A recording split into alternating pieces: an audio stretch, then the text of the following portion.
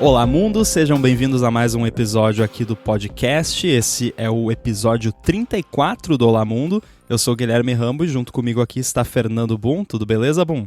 Tudo certo. E aí, como é que estão as coisas? Eu tô bem, estive viajando aí pra NSPAN recentemente. Você também esteve, né? Mas não pra uma conferência. Fui para os Estados Unidos para ver um show da melhor turnê do mundo, chamada Baby Clock. Pra quem não sabe, é uma junção de uma banda chamada Baby Metal com outra chamada Death Clock, e foi fantástico. Eu tive uma fase de Baby Metal que eu escutava bastante. Aí eu dei uma pausa, mas devo voltar em breve. Minha situação com o Baby Metal foi engraçada, porque a primeira vez que eu vi, eu pensei, olha só, isso aí é meio gimmickzinho, né, brincadeirinha ali e tal. Daí eu fui prestando um pouco mais atenção nas músicas e tal, principalmente essas mais novas, têm saído nos últimos anos, e é bom o negócio. É bem legal, eu recomendo ver. Escutar, né? E ver também, porque os clipes e os shows são interessantes. Sim, é muito bom. Eu já fui em shows assim que eu tava até comentando que eu me considero eu tenho uma certa carteirinha alta de shows que eu fui de bandas relativamente grandes, né? Tipo Iron, Megadeth, Judas e tal. E é engraçado pensar que uma banda com as três gurias ali foi uns shows mais agitados que eu fui. Elas empolgam muito a galera, como se tivesse cheerleaders ali o tempo todo, né? É muito massa. Ah, isso é maneiro, muito bom. Agora, o assunto da semana que eu trouxe aqui, na verdade, quem trouxe não fui eu, quem trouxe foi o ouvinte, o Danilo Requena, que sempre manda feedbacks pra gente, e ele trouxe uma questão que eu acho que a gente pode expandir.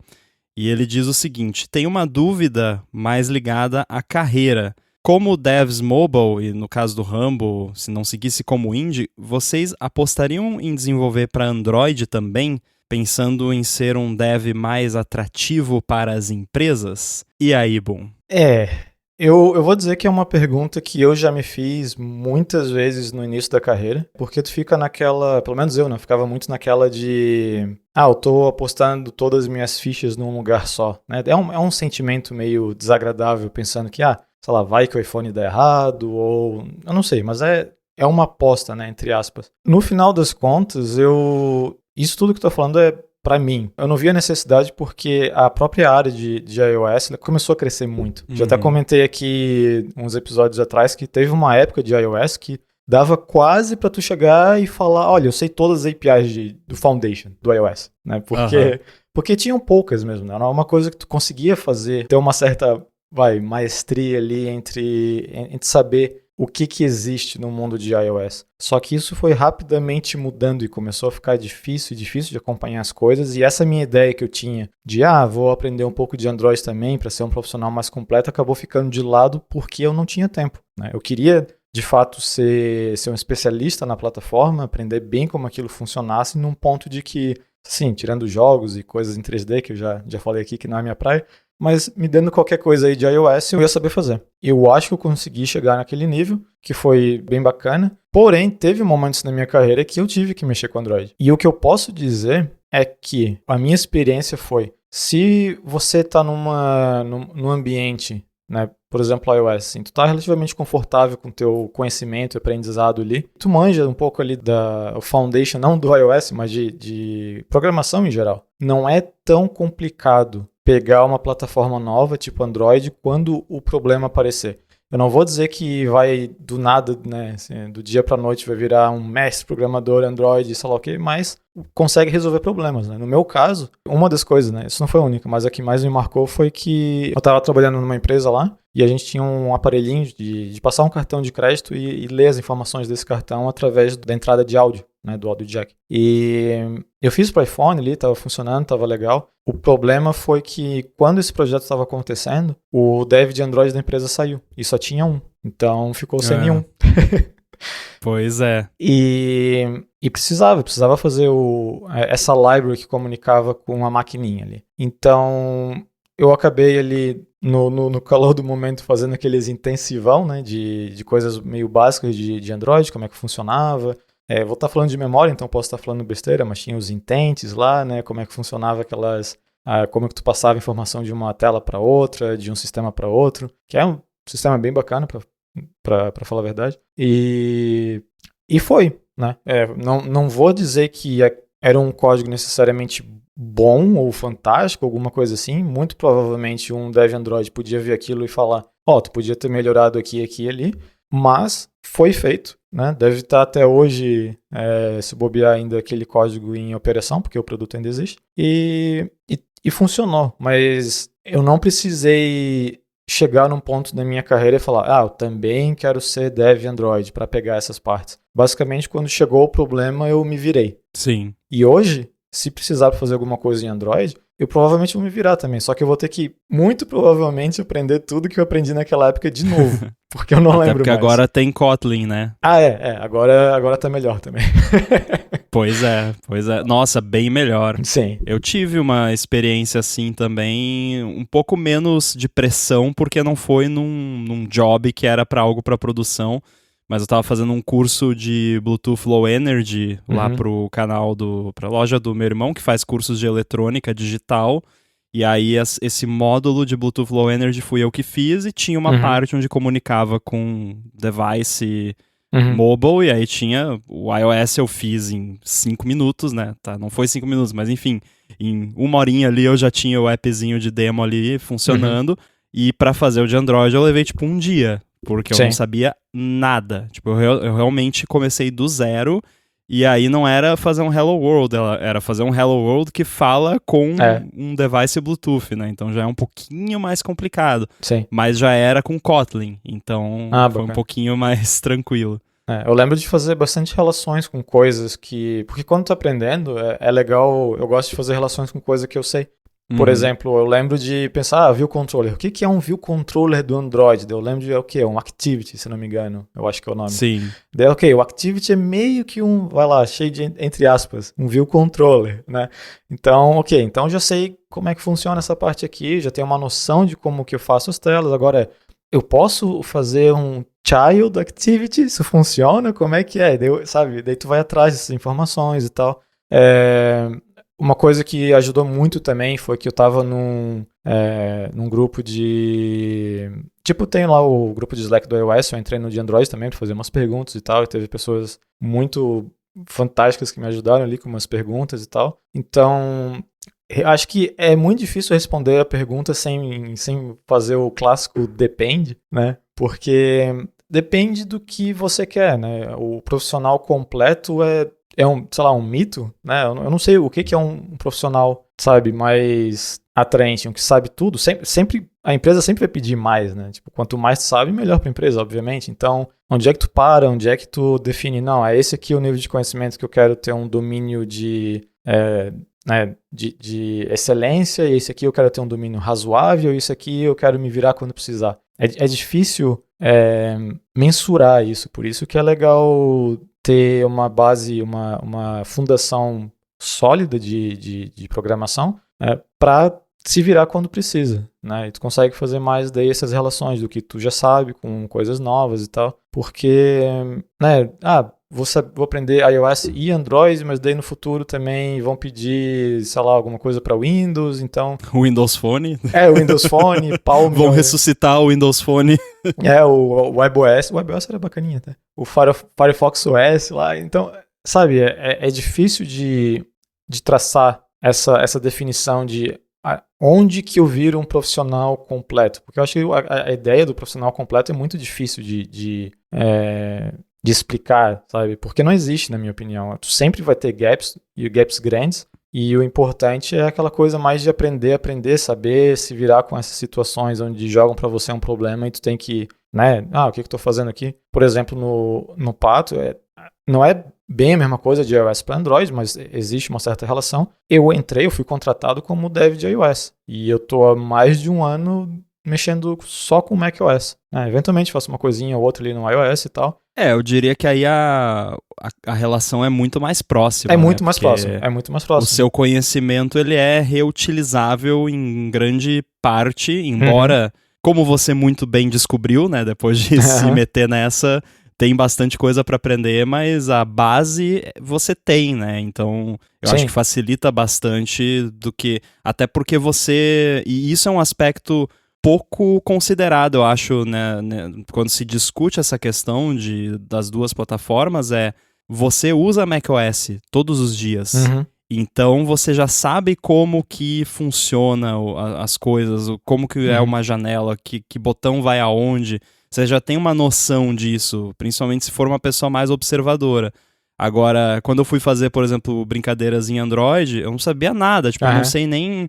como que volta no Android? Tá, tem um botãozinho de voltar que fica sempre lá embaixo. Então não precisa ter um botão de voltar na tela, no app. E isso é o tipo de coisa que você só sabe tendo contato com a plataforma, né? Sim, não, com certeza.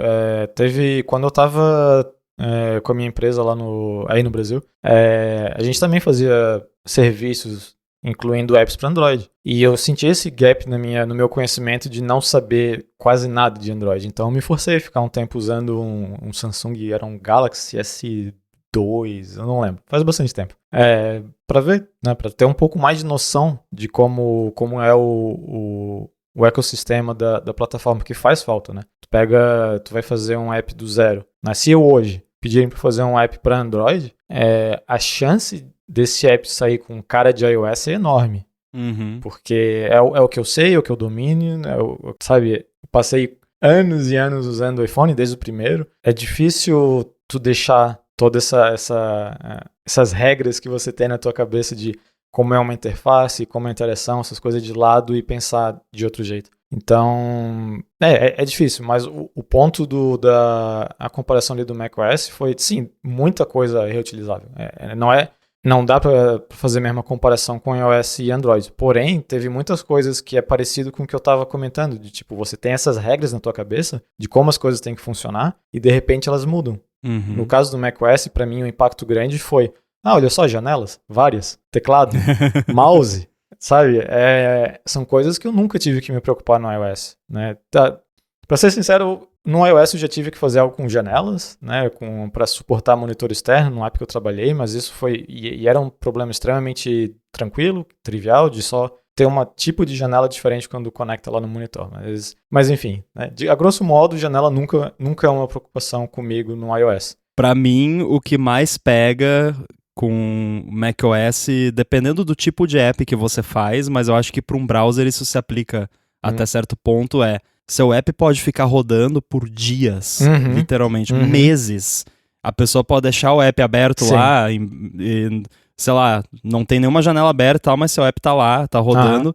E isso tem implicações gigantescas para como você faz o app, né? Porque tem aquela história, né, do míssil lá, acho que era dos Estados Unidos até, que tinha um memory leak, e aí o pessoal brincou que o memory leak não era importante porque até ele atingir o alvo não ia ser o suficiente para estourar lá a pilha, e aí o cara chamou aquilo de The Ultimate Garbage Collection, né? Tipo, porque, sim, vai explodir no final, então, whatever que tem um memory leak, né? Então, o lance no iOS também, de certa forma, você tem um pouco essa coisa de, meu app, o pessoal vai usar ali por uns minutinhos, vai jogar pra home screen, vai bloquear o device, vai abrir o Safari, o YouTube, não sei o quê. Daqui a pouco o iOS vai matar o meu app porque não tem mais memória e é isso.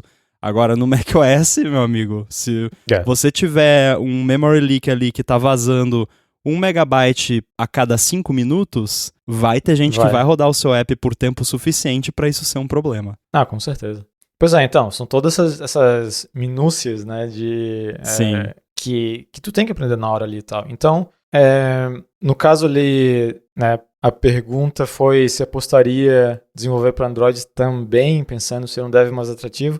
Depende muito, depende das empresas que tem na região que está interessado em trabalhar, né? Digamos que, sei lá, tem uma empresa na região que eu moro, né? Não quero fazer remoto porque eu estou começando, então quero de fato, né, ter um pouco mais de interação com as pessoas. Só que essa empresa, eles focam mais em app Android, então, sei lá, paciência, a empresa parece massa, uma oportunidade legal. Se fosse eu toparia o desafio de fazer isso. O lance é que, assim, tem duas situações distintas nesse caso.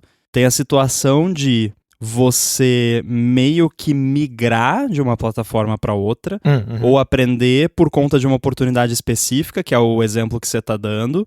E tem a outra que foi, acho que mais a pergunta do Danilo, que é para se tornar atrativo como um dev que tem contato com as duas coisas. Então, alguém iria te contratar por você ser um dev que tem experiência, contato e conhecimento das duas plataformas. Se for esse segundo caso, eu tenho uma outra opinião, mas se você quiser concluir aí... Sim, não, nesse segundo caso seria mais a questão de o que eu vejo acontecendo hoje em dia, mas isso é bem particular da minha experiência. Dificilmente uma pessoa é contratada para fazer os dois. Sim. As vagas são bem específicas nos seus requerimentos e das empresas que eu trabalhei, eu vi vagas e coisas do gênero, era bem específico às suas necessidades. Então, não ia deixar necessariamente mais atrativo se, por exemplo, eu estou fazendo apply para uma vaga de iOS se eu soubesse Android também. Obviamente, né, é sempre um melhor, é sempre um plus, mas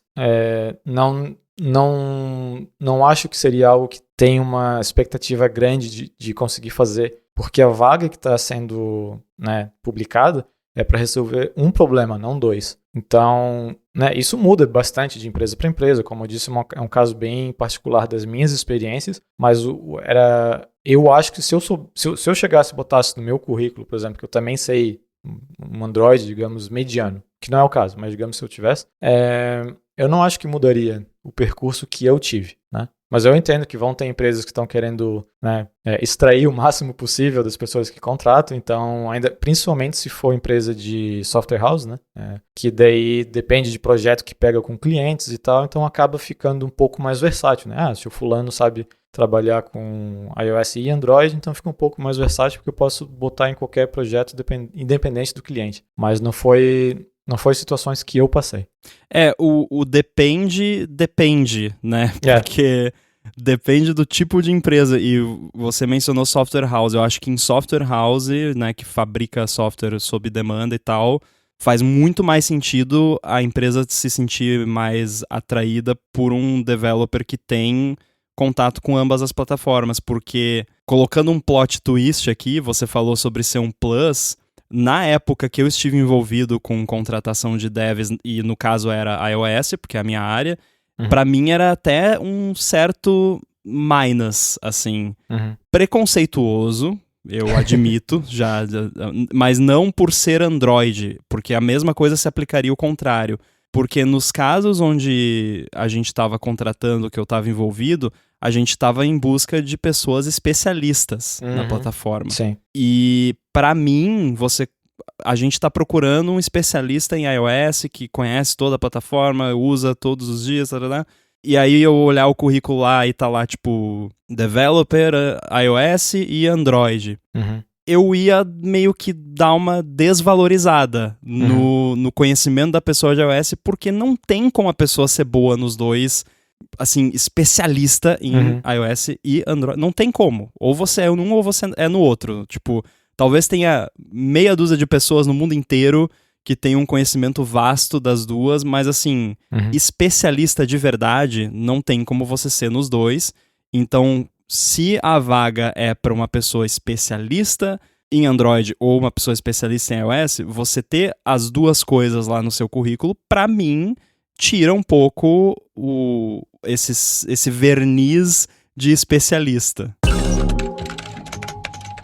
Este episódio do Olá Mundo é patrocinado pela ExpressVPN. A ExpressVPN oferece duas grandes vantagens que são uma conexão segura para você navegar e a possibilidade de você usar a internet como se você estivesse em qualquer país do mundo. A questão da privacidade todo mundo já sabe. Quando você se conecta especialmente a um Wi-Fi público, não é nada impossível alguém se enfiar ali no meio da sua conexão e colocar os seus dados em risco. Com a ExpressVPN, você protege a sua conexão e você passa a usar o seu dispositivo, seja computador, celular, tablet ou até mesmo uma TV, com absolutamente tudo criptografado e como se você estivesse numa espécie de modo anônimo permanente. Isso quer dizer que ninguém consegue rastrear a sua atividade nem olhar para os dados trafegados. Já a parte de você poder se conectar como se você estivesse em qualquer lugar do mundo é ótima porque você pode acessar o catálogo da Netflix, por exemplo, como se você estivesse nos Estados Unidos, que é diferente do catálogo que ela disponibiliza aqui no Brasil, e a mesma coisa vale para outros serviços de streaming, não só de vídeo, como de música também, e o contrário também funciona. Então, se você estiver fora do Brasil e quiser acessar algum conteúdo do YouTube, por exemplo, que só está liberado para o Brasil, com o ExpressVPN você vai lá na lista de uns 100 países que ela oferece, seleciona Brasil, ativa e pronto, dá para ver o vídeo. Uma preocupação que muita gente tem com VPN é como isso afeta a velocidade da conexão, e isso é uma coisa com a qual a ExpressVPN também se preocupa. Por isso, ela oferece uma conexão rápida, sem atraso, conexão estável, confiável e, é claro, segura. Então, para você conhecer mais sobre a ExpressVPN, faz o seguinte, acessa expressvpn.com/olamundo e com esse link você vai ganhar 3 meses grátis na assinatura do plano anual. Você tem 30 dias para testar também e ainda por cima, assinando por meio desse link, você ajuda aqui o podcast. Então acessa lá expressvpn.com/olamundo, garante os seus 3 meses de graça na assinatura do plano anual e começa a navegar pela internet de forma segura, sem ninguém bisbilhotando o que você faz. O link também vai estar aí nas notas do episódio. Muito obrigado ao ExpressVPN pelo patrocínio desse episódio do Olá Mundo e pelo apoio a toda a Gigahertz. Não, isso é bem verdade mesmo. E eu já passei por situações assim, analisando o currículo. No caso, foi que a pessoa fala que tem... digamos que a gente está procurando, né, no mesmo caso ali, um especialista de iOS, com um tempo X de experiência mínima. Né? De onde vêm esses requisitos, né? Se eles fazem sentido ou não é outra história. Uhum. Mas com tempo X de experiência mínima com iOS e tal. Daí, às vezes via um currículo lá de uma pessoa com, sei lá, 10 anos de experiência, sendo que, tipo, o iOS era intercalado, sabe? Eu fiquei fazendo .NET nesse tempo aqui, depois eu fui para Android, depois eu voltei, eu fiz essas coisas aqui em iOS. Então, a pessoa parecia ser muito boa tecnicamente falando, porém, não tinha aquela experiência requerida de iOS, né? Do tempo de trabalhar com as ferramentas e tal, porque, né, pensa que a gente que está em cima disso o tempo todo tem dificuldade de acompanhar, né, as novidades, aprender API novas e coisas do gênero. Imagina quem está fazendo um projeto aí em .NET, depois em Android, depois outro em Python, sei lá o quê. Não quer dizer que a pessoa não é boa, mas quer dizer que a pessoa tem menos contato com o que tu está procurando, né? Uhum. E isso às vezes pode ser um impedimento, né? Como tu falou ali, eu já passei por situação assim, que eu queria chamar a pessoa, só que não estava batendo as métricas que estavam na necessidade da situação ali. E daí os currículos eram barrados. Eu pensei, não, vamos lá, de repente dá para decidir depois, ou a pessoa que claramente sabe o que está fazendo porque trabalhou nessas coisas todas, então eu estando junto dá para ajudar nesses gaps e tal, mas acaba, né, a decisão às vezes não é tua, né? Então acaba tendo o currículo negado, porque não está naquelas métricas especificadas pela empresa. E isso é bem verdade, assim. Eu já vi esses casos, não foram só um, né? São alguns que aconteceram. Então pois outro depende, né? Tipo, o que te dá mais, sei lá, mais prazer como desenvolvedor é fazer os apps para iOS, ou fazer para Android, ou fazer desktop, ou fazer, sabe? Eu acho que isso tem que ser levado em consideração também, porque, pelo menos na época, né? Hoje com Kotlin é diferente e tal, mas na época eu realmente não gostava de trabalhar com Java. Isso que é um dos inícios da minha vida profissional foi com Java. Sim. Mas eu não sentia prazer, sabe? Não era algo que me deixava realizado no final do dia, de olha só, eu fiz isso aqui e foi legal. Não, eu não... Era um trabalho, era means to an end, né? Eu precisava fazer aquilo para fazer a feature, para o negócio funcionar, então não é que eu ficava lá reclamando, whatever. Mas não era divertido. Que para mim, na época, e ainda hoje, Objective-C eu ainda acho interessante, mas eu achava, né, mais interessante trabalhar do que Java. E sei lá, tinha umas coisinhas de particular de Android que eu achava meio desagradável de levar em consideração também, porque uma das coisas que eu tive que fazer também foi fazer uns tweaks de coisa de interface. E eu não sei se ainda é assim hoje em dia ou não, mas eu ficava muito, muito frustrado que o Android, naquela época, pelo menos, quando tu rotacionava o aparelho, ele não fazia uma renderização nova do que você já tinha inicializado. Ele recriava a tela, né? Ela basicamente criava uma tela nova.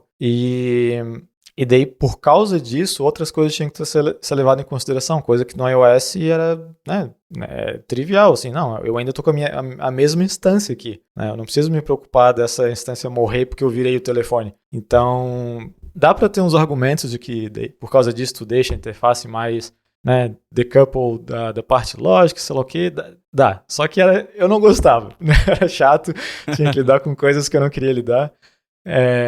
Então, tem que levar um pouco disso em consideração também, né? Tipo, eu no caso, naquela época, como eu disse, quando eu estava começando a minha jornada ali, eu pensava muito nisso, pô, será que se eu manjar mais de Android ia ser melhor? E não é só de Android, eu também penso muito, e isso vai um pouco até hoje, em relação à parte de design. Tipo, eu não domino nenhuma plataforma de criação de design bacana. Eu já fiz uns cursinhos de Sketch, que eu achei bem bacana, né? Eu já brinquei um pouco com Figma e coisas do gênero, mas como eu não fico sempre treinando, eu acabo esquecendo isso tudo. Então, hoje, se eu for começar a fazer uma UI em Sketch, eu vou ter que pegar do zero de novo, pegar os tutoriaizinhos lá que eles têm no site e tudo mais e lembrar como as coisas funcionam. E eu sinto que eu tenho um pouco desse gap no meu toolset, né, de coisas que eu posso oferecer como um profissional, que tá ali, que não tá faltando, né, que eu não, se alguém pedir, faz um botão bonito aí, é mais fácil para mim abrir o Xcode e começar a brincar no SwiftUI do que, sei lá, usar um Sketch, usar um Figma, usar seja lá o que for.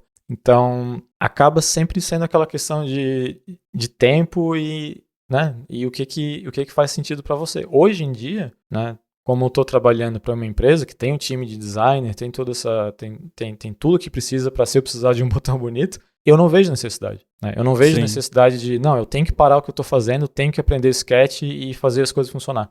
Só que daí, toda vez que eu pego um projetinho meu, pessoal, e eu quero fazer qualquer coisinha besta, eu já sinto aquela travada, né? Aquela coisinha que, eu queria fazer tal coisa, mas eu vou ter que fazer de outro jeito porque eu não estou conseguindo, né, botar a visão ali de como a UI tem que ser e eu não quero perder tanto tempo também fazendo mock no SwiftUI, seja lá o que for. Então, é um problema, né? O ponto de eu falar isso tudo é que eu acho que é um problema que ele nunca vai ser sanado, né? A partir do momento que tu tem a preocupação de como eu vou ser um bom profissional, se eu vou ser um profissional mais completo ou não, sempre vai ter uma coisa a mais para aprender, sempre vai ter um framework novo para descobrir ou né, para se considerar especialista. E mesmo fora da área na parte de desenvolvimento em si, de repente começa a pensar, é parte de gerência de projetos. Eu sou bom nisso ou não? Tenho que aprender mais isso ou não? A parte de comunicação com pessoas, sabe? É muita coisa. Então, tem que... O jeito que, para mim, faz sentido é aquilo. Ver quais são as necessidades, o que tu gosta de fazer e o que tem de disponível também, né? Porque não adianta também, né, ser meio happy-go-lucky e pensar, não, fazer só o que gosta. Daí, eu gosto de... Eu ia dar o exemplo de COBOL, mas na verdade, se tu sabe COBOL, tu consegue uns empregos bons. Mas, sei lá, eu sei Objective-C e sei tudo que tem para saber sobre iOS e SDK 3. Smalltalk. Smalltalk, sei lá, alguém deve usar isso ainda. Mas enfim, sabe, tem que levar um pouco em consideração o que o mercado pede também, né? O que tu tá vendo na tua região, onde tu quer trabalhar, esse tipo de coisa. Mas é muito difícil dizer se tá certo ou não apostar em Android e iOS, ou só iOS, porque não existe uma resposta para isso, né? Mas acho que o que vale mais é compartilhar ali um pouco do que a gente passou para ter alguma coisa para comparar, talvez, ou ter ideias sobre o que fazer. Eu acho que eu consigo resumir, talvez, o nosso papo para ajudar quem tá com essa mesma dúvida. Eu diria que, assim, no geral, você não vai encontrar empresa contratando alguém que desenvolva tanto para iOS quanto para Android. A empresa não vai estar com uma vaga lá, desenvolvedora, iOS e Android. Uhum. Se você encontrar algo assim, vai ser em alguma coisa híbrida, React ou Flutter, e aí é outra coisa. Não é desenvolvedor iOS ou desenvolvedor Android, é desenvolvedor Flutter ou React, é outra coisa, outra carreira. Beleza. Uhum. Então, E esse tipo de oportunidade dificilmente você vai encontrar, logo, se for por isso, não vale a pena você estudar as duas se você tem uma preferência e um conhecimento maior em uma. Agora, por outro lado, se a sua intenção é ampliar o potencial de você se mercadar, né, no mercado de trabalho, aí vale a pena, talvez, digamos que você já é desenvolvedora iOS, você ter um mínimo de conhecimento e experiência com Android para poder se candidatar a vagas, se surgirem, né? Digamos que tem uma vaga mó maneira lá, numa empresa que você gosta, que parece interessante, mas é para Android, né? Então, de repente, se é o tipo de coisa que te atrai, vale a pena, porque eu acho que dá para se divertir desenvolvendo para Android também. Ainda mais hoje em dia que o Kotlin é bem parecido com o Swift, tem até algumas coisinhas melhores. Já tinha Async Await antes do Swift, então ganhou a corrida ali. Mas se for por esse lado de ter um fallback, digamos assim, eu acho que vale. E o oposto também, né? Se você desenvolve para Android e quer ter um fallback, também, né, ter ali o mínimo de conhecimento para você talvez entrar como júnior numa vaga de iOS.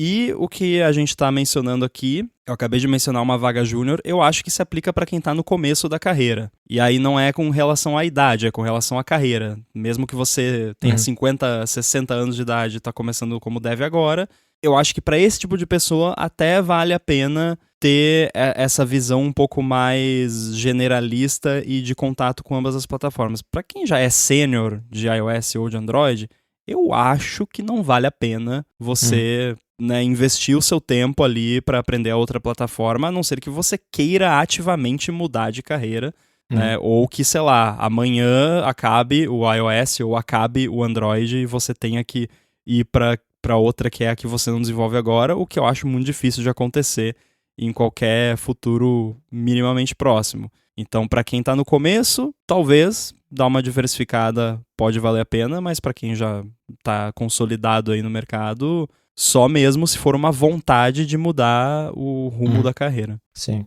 Até tava pensando em algo que dá para botar mais minhoca na cabeça da galera que tá pensando nisso.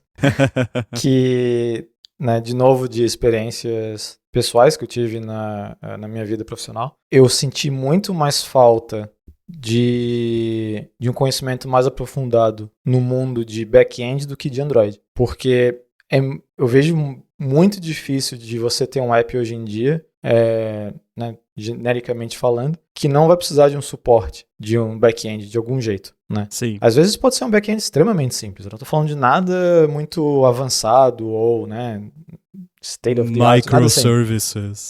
Não. Coisas simples, mas o conhecimento que eu adquiri aos poucos, lidando com questões de back-end, me ajudou muito em relação a conversar com o pessoal que eu estava trabalhando diretamente. Porque, por exemplo, um projeto enorme que eu trabalhei era basicamente mostrar...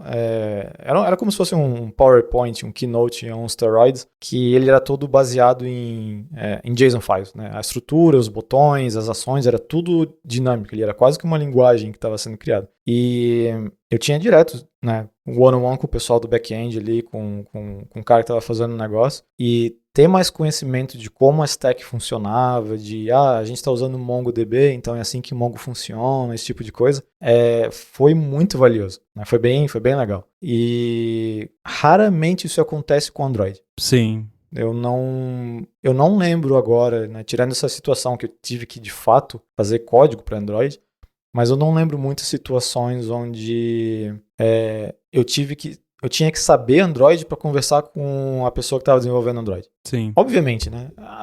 O vocabulário acaba ficando mais fácil se a pessoa chega e fala, eu fiz um intent aqui, eu fiz um activity ali, tu sabe o que é, essas coisas. Mas isso aí tu pega em 15 minutos.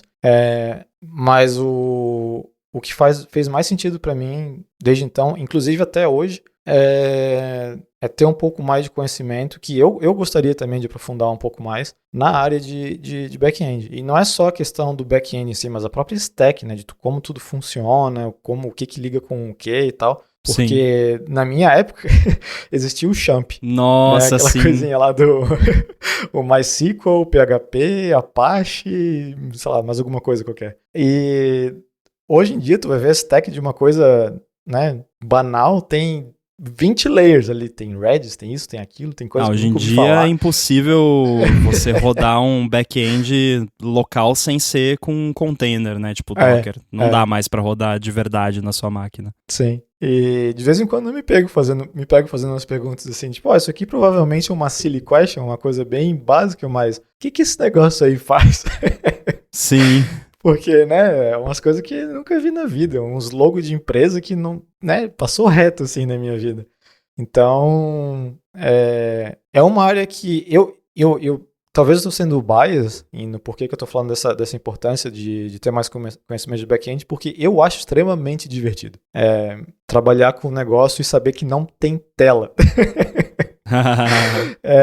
Eu acho que é uma mudança, né, de modo de pensar quando tu não tem que necessariamente se importar com isso aqui vai ser um aplicativo, isso aqui vai estar rodando num telefone, vai estar rodando num computador. Não, tá rodando ali o tempo todo, 24/7, tu não tem que se preocupar com UI, tu tem que fazer processar dados, basicamente. E é um modo diferente de pensar. Eu acho bem interessante, eu acho bacana.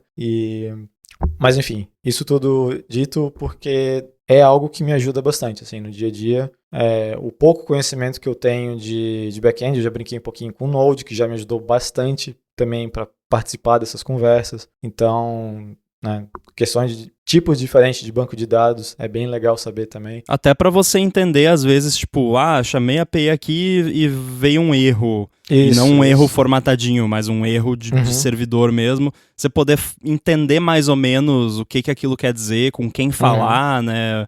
E também, que nem você disse, para dar opinião em discussões de arquitetura e tal, para opinar mesmo ali com um embasamento, né?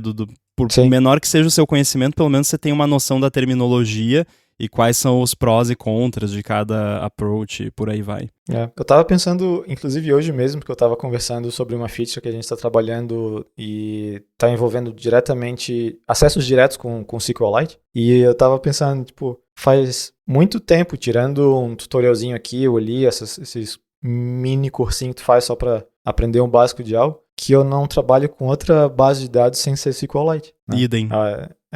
Qual foi a última vez, sei lá, que eu instanciei uma base em Postgres? Sei lá, na faculdade, talvez. Né? Faz muito tempo. E até a questão de fazer as próprias queries em SQL não é muito natural para mim, porque eu fiquei 8, 9 anos mais trabalhando só com Core Data, né? O que eu usava SQL era para quando eu abria a minha base do Core Data e queria inspecionar ela diretamente com algum browser de database. Sim. Né? Daí eu fazia lá minhas queries e tudo mais. Mas o que isso significa? Questão de rotinas em database e tal, são coisas que faz se bobear uma década que eu não faço. Sabe? Nem sei se é chamado rotina ainda ou não. Mas... Rotina é coisa de velho, hein? Eu lembro, né? Se a memória não falha, que no SQL Server da Microsoft tinha uma seção de rotinas que tu conseguia escrever para eles rodarem a cada X tempo. Eu posso ter sonhado isso, mas na minha cabeça isso existe. Mas é legal, é bacana expandir um pouco o conhecimento nessas áreas e todas, mas não responde a pergunta, né, porque é uma pergunta que não dá para responder. Então, com mais uma pergunta irrespondível respondida ou não, acho que a gente pode encerrar o episódio dessa semana, agradecendo imensamente aí o Danilo pela pergunta e lembrando que todo mundo que quiser mandar perguntas, tem aí o link nas notas do episódio para você mandar feedback. E mande pra gente que a gente adora destrinchar essas perguntas irrespondíveis. Com certeza. Por mais que a resposta quase sempre você depende, dá pra divagar bastante sobre essas perguntas. E quem quiser encontrar você por aí, como é que faz? Tô lá no mastodon.online, @boom, BUNN. Muito bem, eu tô no mastodon.social, @inside, e a gente volta em breve. Até mais. Abraço.